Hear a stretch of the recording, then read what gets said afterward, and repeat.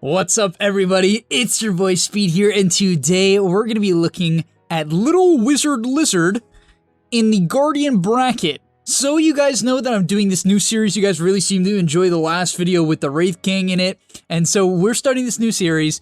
This is the second episode, and we're looking at a Guardian game. I'll be watching 10 to 20 minutes. This episode is going to be more so around 20. A couple people were saying in the comments that, hey, we want longer videos, we'd prefer that. I want to try it out as well. So we're going to be doing 20 minutes of normal speed footage where I'm simply ripping apart their gameplay every second along the way. Every little micro inefficiency that I noticed that I'll point out so that you guys can also change these things in your games as well. I'm really excited to get into it, and let's do it. By the way, I did watch the beginning portion of his video just to make sure he's not a smurf.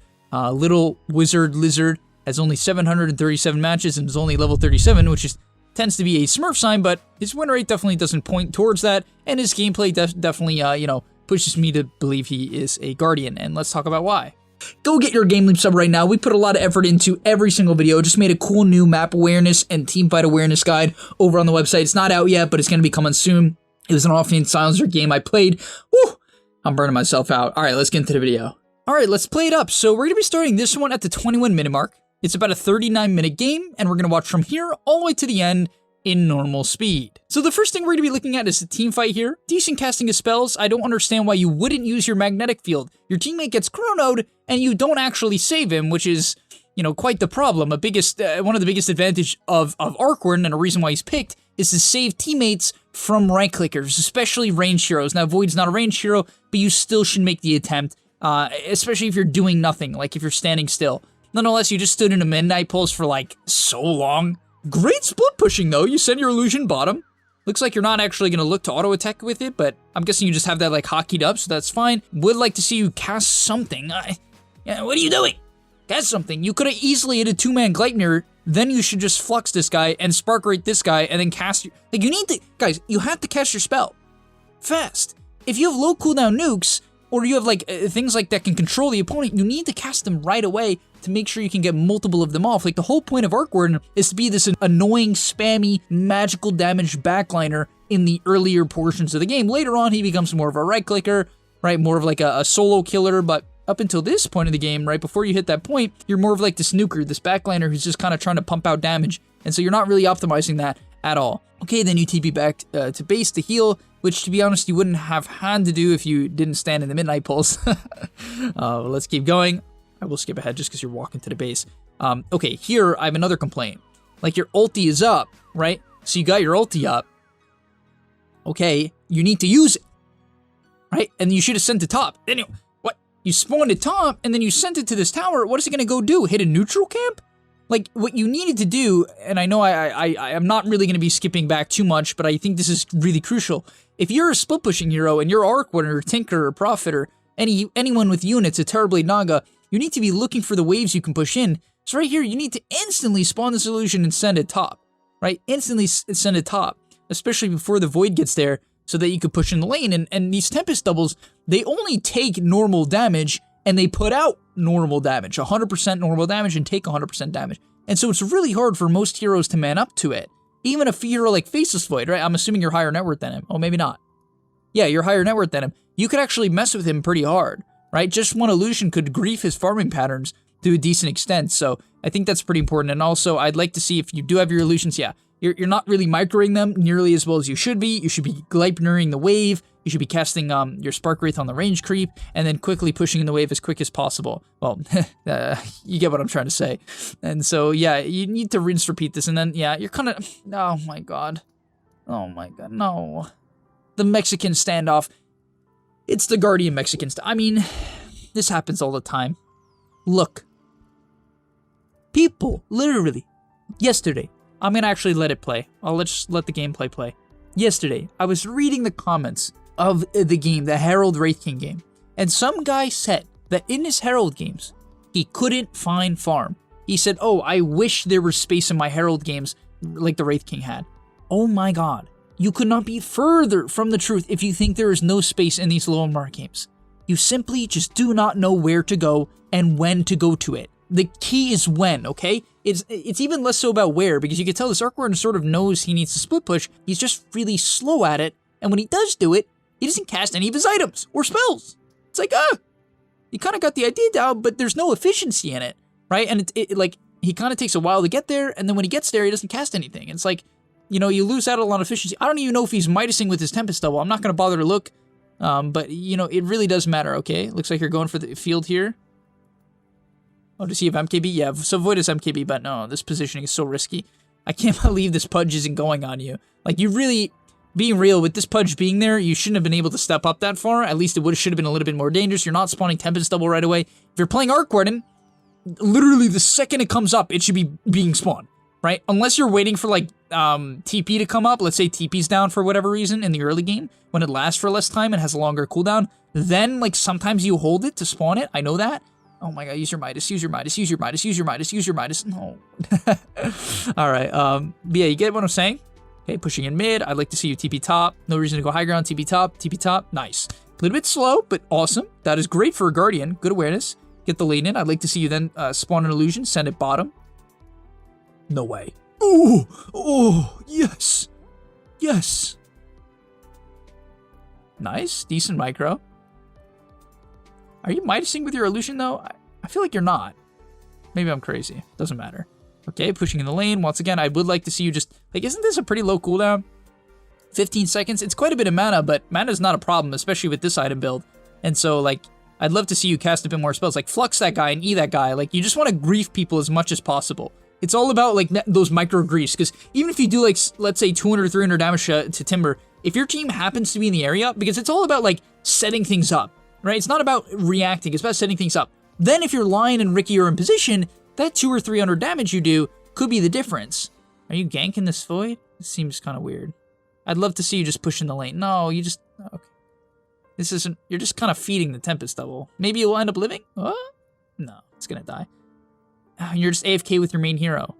Pay attention. Do something. You're not farming. You're standing still. Okay, I'm gonna pause right there. Like, that's a great example of, like, I guess, you know, you're newer to Dota, so, like, this is kind of where you just have to expand your like, ability to smash a bunch of buttons at the same time. It's why Arc Warden is, like, the hardest hero in Dota, one of the. Like, this hero has more buttons than almost any other hero, like, including, like, Meepo. You know, like, the amount of buttons you have to click on Arc Warden is freaking insane. But it is what requires you to become, like, you know, a top-tier Arc Warden, even though you're doing pretty well. What is this Void doing? Yeah, so this is actually good spellcasting. You're pretty good at all the spellcasting, funny enough. I can tell you're probably like some sort of an Arc Warden spammer. Oh yeah, you have it gold. Okay, yeah, so you're definitely an Arc Warden spammer, which can show. It's good. Yeah, you didn't flux with your illusion, which is definitely a problem because you should expect him to jump away. You did it at the end there, which is okay, but definitely a bit of a miss micro. Still good chain stunning, good illusion usage, good spark wraith usage. That was all very good. Then you TP the illusion bottom.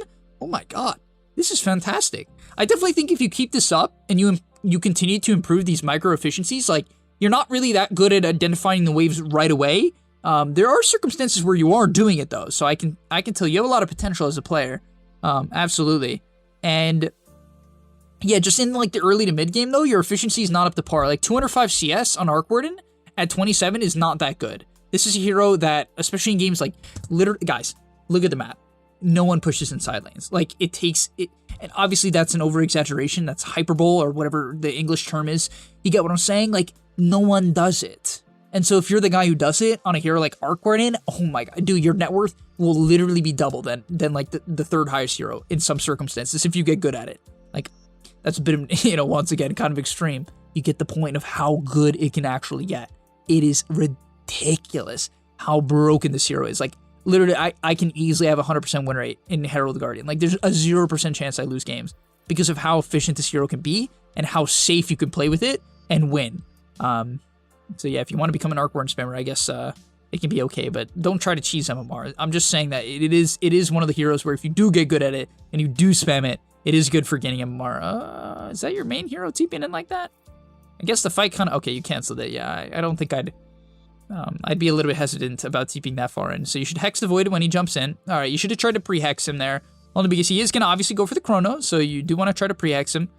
Once again, not the best micro. Like, I know it's tough, but you would be wanting to cast Spark Wraiths and Flux with your main hero as well. Or at least Spark Wraiths, right? Sometimes casting Flux with your main hero is kind of dangerous. But you did take the cast range talent, so, you know, you probably should be doing it. Follow-up hex, all right. Should have tried to chain hex that guy just to be safe. Still need to be casting a lot more spark rates. You are doing it. It's a little bit slow, though. Need to micro your illusion in here. Still, you're not really casting Gleipnir on your main hero. It's got such a high cast range, so it's really just bad that you're not casting it. This is pretty funny, but is your main hero doing anything? One sec, I just want to check. Are you hitting with your main hero? Because if you are, then fantastic. Oh, you are. You got it auto-attacking. Okay, great. Okay, great. This is fantastic. I really want to give you more criticism for right now. The early game, I guess there's a lot more for me to say. I was watching it, I was like, oh my god. There's a lot of inefficiencies. Your positioning in the laning wasn't good. Last standing and denying was okay. But yeah, my biggest thing for you in the mid game is definitely getting more lanes in and just getting better at the micro. Like, I can tell you're working on it. You only have 700 games, which is funny. Like, every time I say that, it's like, oh, he only has 200 games. I mean, 700 games. It's like, bruh, 700 games is a lot of games. But in the context of, like, Dota, which is just such an old game with such a dedicated fan base, it's not that many games. And so you have a lot of time to go before you get all these micro efficiencies down, but you're on your way. Let's keep going. Okay. You see a hero's kind of spreading out on the map. Looks like you're going to farm this camp. Okay, grief the timber a little bit. You're so far ahead, so you can honestly just mess with this guy. Yeah. I will say that I'm not like a huge fan of your build. I'd rather see you just go like a more of a split pushy like solo carry build. This whole like team fight hex stuff, it's not bad, and like because you're better than your opponents at farming and split pushing, you're still doing like, oh my god, you're gonna kill him. Oh, so close. Oh, you killed him. Oh god. You're still gonna get kills like that, but I'd love to see you just go like Mjolnir, pushing even more waves, get more solo kill potential, and like Orchid, and just go like the solo kill, like hardcore solo kill build, and just split the map. And my god, I mean, you can become so devastating if you get good at just like solo killing people and pushing in lanes. I mean, these players basically they can't do anything against it. It requires synergy and like smoke ganks to pick off the real Arcor and to stop it, and that's just really not going to happen. So you're pushing in mid. Okay, let's see. Send this illusion bottom. You could kind of mess with this void, but yeah, I don't really. Sometimes you send these illusions so far back and you're burning out the duration. Like this illusion, it's an illusion, right? Just send it in. At this point in the game, there are situations where the enemy can kill it really easily, and you should use it more defensive. Oh, that was your main hero. Oh, why aren't you teleporting your illusion in? Like you spawn this illusion. Just for some context, you spawn this illusion, and then it's kind of just like, it's just walking around, you know? It's not doing anything. You burn almost half of the duration before it does anything. Like that's, okay, it wasn't half, but a little bit under half before it does anything. Then you don't cast Magnetic Field, you're not casting Spark Rays. I know I'm repeating myself, but this is the thing. You have to repeat the useful actions. Yeah, once again, positioning a little bit mad here. You should definitely hex this guy so you don't get dismembered. All right. Yeah, so like right here, I don't like what's happening. Like you're fighting with your main hero, but not your illusion.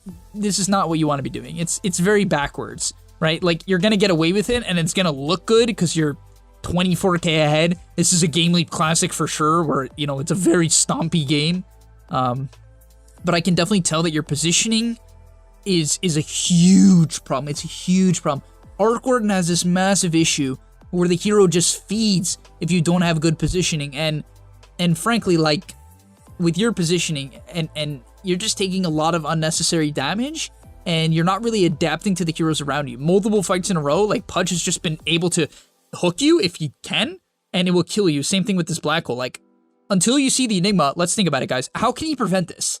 This is the question we should be asking. How can he prevent getting black hole? Because the Enigma's black hole here is actually pretty reasonable. He has to kill the Arc Warden, and I think it does. Yeah. So, like, I'm a big fan of that black hole. He's 24K behind, right? Like, this Enigma has to kill the hard carry, or, you know, the most farmed hero.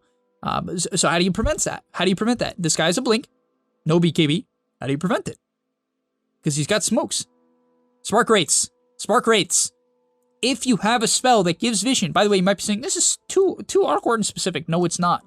Treants, wolves, hawk, boar, wards, your body, if you're a frontliner, you should be scouting the heroes that win the team fights. You need to know the key spells that win the team fights, especially when that key spell is on a hero that has 1200 HP and 10 armor. He will just insta-die if he doesn't get his spell off in a proper way, right? And so you need to be thinking ahead. This is what the best players do better than everyone else. They think ahead. They do things to prevent. You know why creep aggro is done like 10x, 20x, 30x more by pros than your average player? It's because they are preventing themselves from taking damage. They're preventing themselves from getting caught out of position. They don't pull creep aggro. When they react, they do things to prevent, right, bad situations or from coming up. You know, they're trying to prevent their enemy from getting what they need. And what the Enigma needs is to be able to TP in a safe spot that isn't scattered with spark rates, that he can get off a black pole after, you know, the Fatal Bonds and, I mean, the Rock is dropped from Warlock, which could easily cancel it. And that's what happens. You need to have Spark Wraith, Spark Wraith, Spark Wraith, Spark Wraith, Spark Wraith everywhere. Everywhere, right? Everywhere. But instead, you're not casting any, like, literally your main hero didn't do anything. This guy didn't cast, like, he casted 1 or 2, and then you get Black Cold, right? All has to be prevented, all preventable. And by the way, I make mistakes, and pros make mistakes where they forget to do this all the time. You'll see pros get 4 or 5 man RP'd and forget that the Magnus exists, type of situation. But yeah, a lot of the time they also prevent it, but also a large percentage of the time. You're not going to see nearly as many 4 or 5 man black holes in pro games because the positioning is 10 times better. All right, now you're stomping out the game. All I'd like to see you do is play it relatively safe. The key to Arc Warden is always to play the game as safe as possible. You don't really need to take crazy risks on this hero, especially when you're ahead. You kind of just send illusions down the lanes until you win. It really is extremely lame. This hero's gameplay is like, it's brutally lame, but hey, that's the reality. Yeah, okay, I hope you swap your... Oh my god. Oh my god. Your Scotty's in your backpack, bro. You just spawned an illusion with no Scotty. No. Oh my god, no. When are you gonna swap it in? Come on. Midas? Nice, you Midas. Oh, you Midas on the illusion, okay. You can basically hex him. Oh, you're okay. Bit of misclicks there. I could see your mouse. You were like trying to click him, but like you missed. But whatever, you got the on disc. That's good. You should hex this guy. Just kill him. I killed him. Also, your main hero, bruh. Your main hero is like standing in the open. Like, I know it's a lot to handle, but this is why like this hero is so much harder than all the others. But it was doing nothing. Once again, I'm just saying once again. I'm just being brutally honest. Once again, but yeah, you probably could have killed that Enigma if you got the hex off when you saw him blinking in, right? And you can pre-hex, right? You click the hex on them before they're in range. If you do that, when they blink in or they walk up, they'll get hexed before they can cast anything, because hex is, it's a long cast range and it's an insta-cast, so that would be incredibly valuable if you learn to do that. Cast your spells, nice. Okay, better, definitely better. Good, I like the zoning. Once again, with your main hero, need more Spark Wraiths, but this is better. I'd like to see you just kind of like YOLO this thing in. The reality is 300 gold, while it is a lot if you feed it, you're just so far ahead that it barely can die. Like, I just want to see you walk this illusion up, magnetic field right here, and just start like bullying these guys. Like, I want to see you just completely zone them out, because that's what you should do when you're this far ahead on Orc, and in general, even when you're behind, like, most heroes can't man up, right? It's like the Prophet level 25 talent. When you get those 2.5x time streams, most heroes, even if you're behind, like on net worth, most heroes can't kill them. And so you have to, you know, have a better understanding of how strong your hero actually is. And so I don't feel like you're there yet. Definitely a lot of work to do. Spawn the Tempest, spawn it, nice. Your Scotty's still in your backpack. Ah, oh my god. Oh my god. You have 5,000 net worth in your backpack. Oh, all right. Flux. Okay, good micro here. I'd love to see, like, if you're going to buy the Hex, you should use it. I'll be real with you, man. Like, as good as Hex is and as valuable as it is on Arcward, it's definitely better later. Like, I'm not a fan of the second item Hex. I'd love to see you just go, like, near Bloodthorn, as I said earlier, or, like, even just some, like, Daedalus or Butterfly and just, like, right-click the heck out of people. Like, usually some sort of, like, control item's good on Orc because he doesn't have any stuns and his slow is mediocre, so, like, Orchid Hex tends to be the items, and that's not gonna work.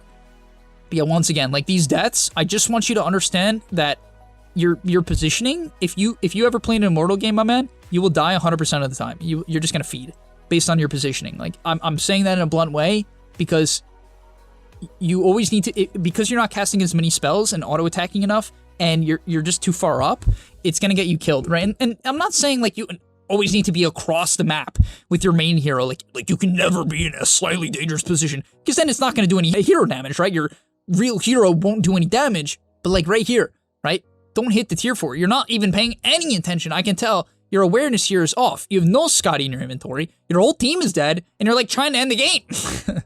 You know, you need to be very careful. obviously, because then you end up dying. So that's what I'm saying. Like, these type of risks are what could potentially throw this game. All you have to do to literally the game is over. Just get the Scotty in your inventory, get the Scotty in your inventory, and then send illusions and just bully people out. Kick them out, kick them out, kick them out. I mean, the illusion, how long does it last for at this point? It lasts for 38 seconds and it's on a 35-second cooldown. So it's essentially always up. It's a perma up. And therefore, you should always have an illusion going. They can basically never stop you. The game is practically over if you get ahead with arc coordinates. It's nuts how broken this hero is at level 25. Once again, okay, where's your illusion? Oh, it's top. Okay, so, yeah, I mean, I guess you spawned it there before the fight started, so I can get behind that, but once again, your positioning so far off. Like, think about it, think about it. Who should the enemy team kill? Who do they need to kill? You. If they don't kill you, you will kill them. Because you're a high damage backline hero. However, you're not that, I was going to say you're not that tanky, you're pretty tanky because of how farmed you are in relation to the enemy. But you see what I'm saying? You don't want to frontline with your real arc, and when I say frontline, like be in a position where you can die until the fight has progressed, right? Until like at least a few heroes have gone caught out. This is the freest 2-man chrono I've ever seen. The reality is I don't know where Void is, but I can tell you if this is a good Void, he's obviously going to be with his team ready to team fight. Because, well, what else would he be doing? And so, once again, I don't know where the Void is. He comes in really late. He's like hitting creeps or something like that. Like, my God. Like, how do you not get Chrono there? How does he go on the Lion? You see what I'm saying? Like, you should have just died, right? That's what I'm saying. Your positioning, and I'm glad I could point that out right there. But your positioning in an Immortal game, you're dead every fight because you're not really adjusting to what your hero needs to do, which is like use the Tempest double the front line. It needs to be frontlining, and if let's say you split push with it, then your hero basically shouldn't go in, right? It basically shouldn't go in until at least some major spells have been casted that threaten you.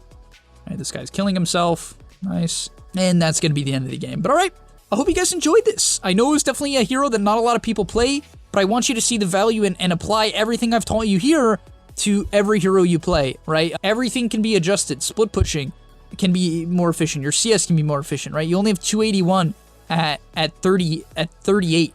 Like a Faceless Void almost has more lastics than you. Think about it. What spell makes this guy farm fast? What spell makes Void farm fast? He doesn't even have a farming item, and he's almost has more CS than you. That's a problem, right? That's a problem. You know, he's 9-9, right? 9 deaths. You're 10-3, and you're only 5k net worth up on him.